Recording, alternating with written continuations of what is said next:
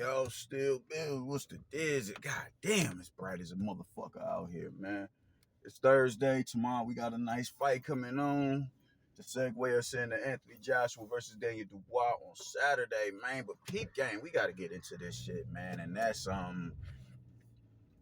kind of made it my business not to talk about this fight because I was so mad that the fight was happening. And that's this Edgar Berlanga versus Canelo Alvarez fight, man. I ain't do no predictions on it. I thought the whole card was trash. I did no predictions on it. I haven't done any reactions to it because you dig, it just really wasn't something that was worthwhile, man. It just wasn't. But and I'm gonna segue into the other individual that I'm gonna talk about as well. But it just goes to show the marketing power of a Canelo Alvarez, man, and why none of you niggas is needed. All of y'all are interchangeable. All of y'all are interchangeable, bro. This nigga sold allegedly 650,000 pay-per-views at a $90 price point. On top of what he did at the gate, on top of another fight card being broadcasted on the same night with the UFC. Man, listen, man. I just think that I think it's pretty much undisputed who the face of the sport is, bro. It's undisputed in this market where it's just pirating is at its all-time high. This dude is still able to come out to sell 600,000 and a half with another fight card on. And the UFC is big. The UFC has been consistently doing, if I'm not mistaken, $1 million pay-per-view buys. If I'm not mistaken, I think they've been doing more $1 million buys than boxing has in recent history. So for him, for them to have a fight night on the same night as Canelo Alvarez, and think about all the shit that they was talking, not necessarily them, but not Dana White, immediately, but Turkey Al-Sheikh and of course, Oscar De La Hoya. We're going to eat him. We're going to take Cinco de Mayo away from him. We're going to take these holidays from him and yada, yada. All right, cool. All that shit sounds good. And I think y'all fucked around and caused a reactionary response of the Chicanos, because those days were never meant for mixed martial arts. Despite it being a Mexican presence in in MMA, those days are reserved for boxing. Those days are reserved for boxing. Boxing has been a thing up here in North America and Mexico for decades now. MMA is still something that's relatively new. So for y'all to just come in here on on some Debo shit, thinking that you're gonna take away that day from one of the greatest Mexican fighters and one of the greatest fighters of all time, bro, that fans have invested into for over these years, for well over a decade, bro, you're sadly mistaken. You're sadly mistaken. And this is why this dude don't need no, and this is why all of y'all are interchangeable. This is why it's a certain level of humility that you need to approach this dude with, but still have that braggadocious type of bravado to you. I'm not saying be bitch made or nothing like that. I'm not saying that, man. But when you get to talking the shit that you talk, when you go up there, you tell the media, you and your dad and your team is telling the media, yo, well, we gave his dude X amount of dollars for him to do this and that and the third, and he rejected it, and yada, yada, yada, just for that to come out and be disproven. And then when that doesn't work, yo, well, if he doesn't fight us, it's a stain on his legacy, and yada, yada, yada, and you a bitch, you pussy, you this and that and the third, you need to come and fight me, yo, this and that. Bro, you're interchangeable. Your presence is not needed. And y'all don't get it. Y'all just refuse to acknowledge that. Y'all are not needed. Because he could do those numbers with damn near anybody. He could do those numbers with damn near anybody. And for him to do, just the whole Mexican and Puerto Rican rivalry, he played on that. He played on that. And I told people, yo, man, as deplorable as I thought this fight was going to be, which it was, like, Edgar Berlanga wasn't no challenge in there. It was a good showcase fight for Canelo Alvarez. But I told people, as deplorable and despicable and unacceptable as a fight that I think that this is, they're going to play on the Puerto Rican and Mexican rivalry. They're going to play on that. They're going to play on that. And everybody was expecting this shit to flop, and it didn't flop. It did better than Jaime. It did better than fucking than Charlo. It did better than these fights. Or did it do better than Charlo? I'm not sure if it did better than Charlo. But y'all are gonna have to come to the conclusion that y'all are not needed, bro. Y'all are co-stars in this movie. The storyline is predicated and written about me. You dig? And it's more David Benavidez fans in these social spaces than it is in real life. And with this dude, and you know, just from what I heard was just utter, you know, just utter garbage to me, man. I just listened to an interview or a snippet from an interview where this dude is saying that he'd fight Bud on behalf of, or at least spar him or whatever, you know, to get back for Jose Benavidez. The fact, bro, like, whatever sparring, oh, okay, you know, whatever the fuck, but just fight, my dude. For you to say, and I don't where was this energy at years ago? That's my thing. Where was this energy at years ago, man? Because Bud crashed Jose up here, what, 2018? That's about 6 years ago. He did that to that dude, and you don't say nothing about that until after he fights Spence and you see his stock rise and his profile rise as far as marketing is concerned. You wait till now of all time to say that you would like to get back on behalf of him. This dude done been in your fights and everything. It took you 6 years to come to this conclusion that you would fight this man on behalf, you know, to, you know, on some get back shit for your brother, bro. That shit just sounds weird to me. And this is what, like, it's just sending the wrong signals, man, because you are at 175 pounds and you're still going on this crusade to fight Canelo Alvarez. You're still on this crusade. You're still on this crusade to fight this dude. You still got, you know, the merch that you putting out and your hats and your shirts and all that.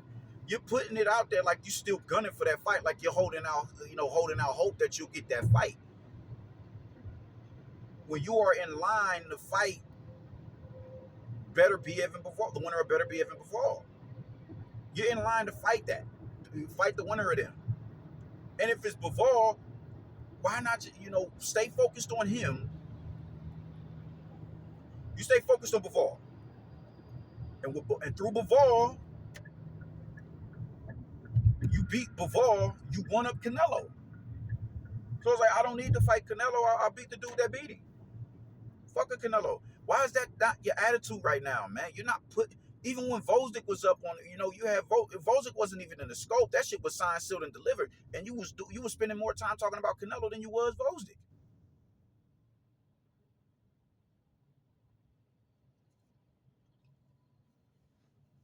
And I just made a video about how you won't even acknowledge Morrell, bro. You just, and you finna fight Jesse Hart allegedly. This is not the workings of somebody who's trying to forge and lament a legacy. This is not the dude who is trying to really be a stomped down, all-time great pound for pound quality fighter. This ain't him, bro. This is still somebody who's still on the path of least resistance. You're not trying to walk through no gauntlet. And it'd be more respectable and commendable if you would just say that. Tank will at least let you know, man, I'm in it for that bag. Being a protege of Floyd, bro. Like, I don't care who I fight as long as they paying me. That would be more commendable. But you keep pump faking and making it seem as if you're trying to, you know, achieve a level of greatness when you're not. You're not. It's really nasty work. And now you would talk about fighting Terrence Crawford on behalf of some get back of your brother. You fight him on behalf, you know, to get back at your brother. And it took you 6 years to say this publicly after his stock has risen in the hearts of the fans. That's not a coincidence, my nigga. That's not a coincidence to me. That's not a coincidence. And maybe it is, you know. Maybe it's like, yo, man, you was sitting back thinking about it one day. You had one rolled up, you got loud, twisted up, you got drank in motion, you got your nose candy on and all that shit. And you say, yo, man, Bud really had us fucked up, man. We in the city, man, and it almost got sticky for us out there. And you knocked the bro out too? Nah, my nigga, I need that. Maybe that is a situation. Maybe that is how that, shit, popped up into your cerebral subconscious. Maybe it is. But that's just too much of a coincidence for me to be like, yeah, that's how that shit happened. Nah, bro. Nah, man. Nah. No.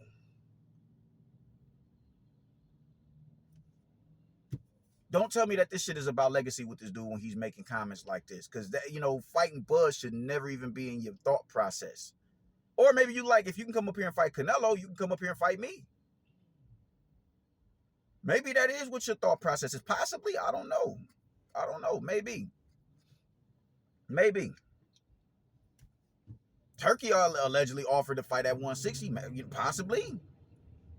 Maybe. But that's just too much of a coincidence to me.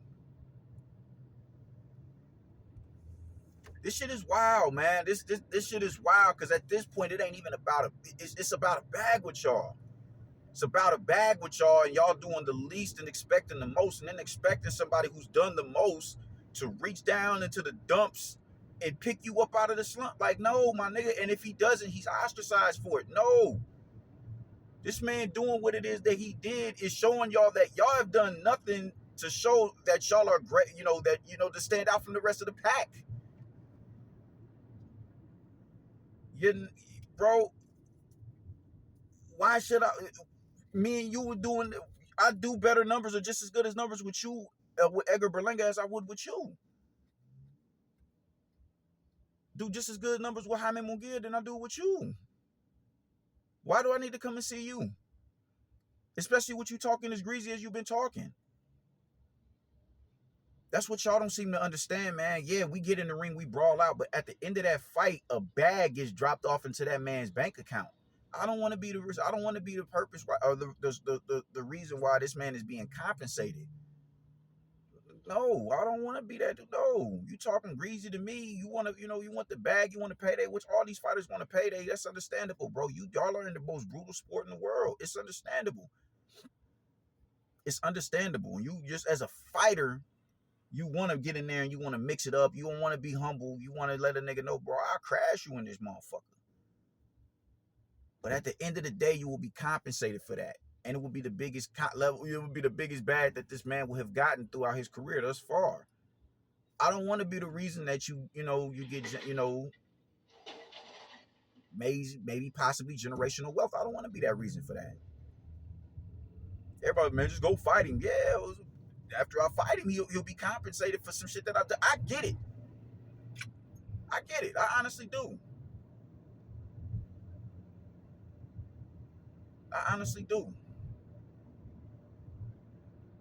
You dudes just not trying to be legacy fighters, man, and it's showing. It shows. It shows. If it didn't show when that man was up there for a fucking decade, or close to a decade, and he never unified once and never fought nobody of note, if it didn't show then, if it didn't show how lower the bar was set for him, let me go fight Andre. Andre is just Andre beats, what's that man's name? Desmond Nicholson. Now he's a top fighter in the division. Let me go fight him, knock him out, and then I'll become an interim. I'll become a mandatory to fight Canelo. You know what I'm saying? Just wild shit like that, man. Just, that's low. That is an extremely low standard. Christian Mobilia has at least been in there with fucking Derevianchenko. So is Jaime Munguia. No, before Derevianchenko, Christian Mobilia was in there with Carlos Gongora. Well, I think it's a travesty that they're not mentioning this dude's name that much. He went in there and beat him.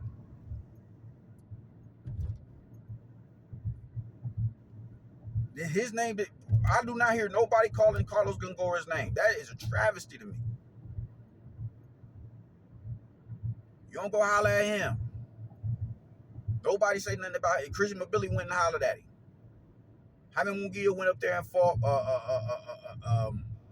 what's my man now? I just said his name, Sergey Derevianchenko. And then John Ryder, knocked John Ryder out. I don't think John Ryder was training as hard for that fight. I think he was on the brink of retirement anyway. But, his fight with Sergey Derevianchenko, that was a really good fight.